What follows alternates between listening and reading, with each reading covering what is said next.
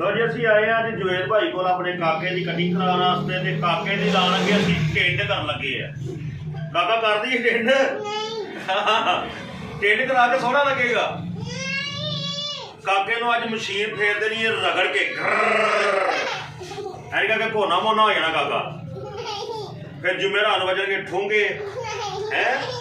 ਤੂੰ ਸਵੇਰੇ ਸਕੂਲ ਜਾਣ ਲੱਗੇ ਤੰਗ ਕਰਨੀ ਹੈ ਨਾ ਹੁਣ ਕਰੇਗੀ ਇਹ ਨਾ ਕਰੇਗੀ ਤੰਗ। ਬਾਈ ਜੀ ਬਿਹਤਰੀਨ ਜੀ ਬੇਬੀ ਕਟਿੰਗ ਕਰ ਦਿਓ ਤੇ ਜਰਾ ਕਰੋ ਹਾਂ ਕਟਿੰਗ। ਲੋ ਜੀ ਕਾਕੇ ਦੀ ਹੋਣ ਲੱਗੀ ਹੈ ਬੇਬੀ ਕਟਿੰਗ ਕਿਉਂਕਿ ਕਾਕਾ ਨੇ ਵਾਅਦਾ ਕਰ ਲਿਆ ਕਿ ਕਾਕਾ ਹੁਣ ਮੈਨੂੰ ਤੰਗ ਨਹੀਂ ਕਰੇਗਾ। ਇਹ ਮੇਰਾ ਲਾਡਲਾ ਛੋਟਾ ਪੀਸ ਹੈ ਤੇ ਬੜਾ ਤੰਗ ਕਰਦਾ ਮੈਨੂੰ। ਸਵੇਰੇ ਸਕੂਲ ਜਾਣ ਲੱਗੇ ਆ ਉੱਠਦਾ ਹੀ ਨਹੀਂ। ਜੋ ਸਾਹਿਬ ਬਿਹਤਰੀਨ ਜੀ ਜਰਾ ਬੇਬੀ ਕਟਿੰਗ। ਲੱਡੂ ਭਾਈ ਕੈਮਰਾ ਚਲਾ ਰਹੇ ਨੇ। ਲੱਡੂ ਸਾਹਿਬ ਕੀ ਹਾਲ ਏ? ਸ਼ੁਕਰ ਹੈ ਲਾਦਾ ਭਾਈ। ਠੀਕ ਹੋ? ਜੀ ਜੀ ਭਾਈ ਮਾਸ਼ਾਅੱਲਾ। ਲੱਡੂ ਸਾਹਿਬ ਜਿੱਦਾਂ ਤੁਹਾਡਾ ਵੇਟ ਹੈ ਨਾ ਤੁਸੀਂ ਤੇ 6 ਭਰਾਵਾਂ ਦੀ ਇਕੱਲੇ ਰੋਟੀ ਖਾਈ ਜਾਂਦੇ ਹੋਵੋਗੇ।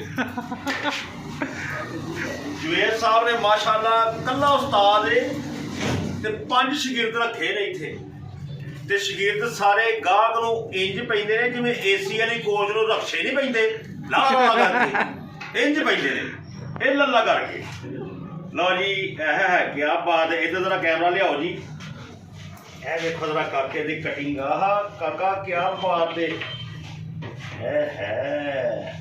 ਇਹ ਹੁੰਦੀ ਜੀ ਬੇਬੀ ਕਟਿੰਗ। ਇਹ ਸਾਡੇ ਨੇ ਜੀ ਭੱਟੀ ਸਾਹਿਬ ਮਾਸ਼ਾਅੱਲਾ ਮੱਛਰਾਂ ਦੇ ਮੁਰਸ਼ਦ ਨੇ। ਇਹਨਾਂ ਨੂੰ ਰਾਤ ਨੂੰ ਮੱਛਰ ਵੱਢਣ ਲੱਗੇ ਤੇ ਕਹਿੰਦਾ ਸੌਰੀ ਮੈਨੂੰ ਮਾਫ ਕਰ ਦੇਣਾ ਮੁਰਸ਼ਦ ਮੈਂ ਤੁਹਾਨੂੰ ਵੱਢਣ ਲੱਗਾ। ਭੱਟੀ ਸਾਹਿਬ ਆਪਣੇ ਬੜੇ ਸ਼ਹਜ਼ਾਦੇ।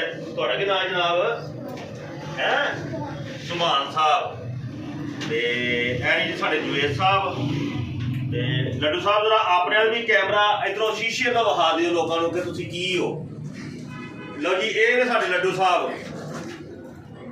ਇਹ ਲੱਡੂ ਉਹ ਵੇ ਜਿਹੜਾ ਡੱਬੇ 'ਚ ਐਂਡ ਤੇ ਪਿਆ ਨਹੀਂ ਰਹਿੰਦਾ ਜਿਹਨੂੰ ਸਾਰੇ ਕਹਿੰਦੇ ਰਹਿਣ ਦਿਓ ਜੀ ਭੈਣ ਨੂੰ ਰਹਿਣ ਦਿਓ ਇੱਥੇ ਪਿਆ ਰਹਿਣ। ਇਹ ਉਹ ਲੱਡੂ ਹੈ ਤੇ ਇੱਕ ਸ਼ਾਗਿਰਦ ਦੇ ਕੋਲ ਕੋਨੇ 'ਚ ਬੜੇ ਆ। ਉਹ ਵਿਖਾਓ ਜੀ ਜਰਾ। ਆਹ ਵੇਖੋ ਇਹ ਵੀ ਇੱਕ ਸ਼ਾਗਿਰਦ ਜੀ।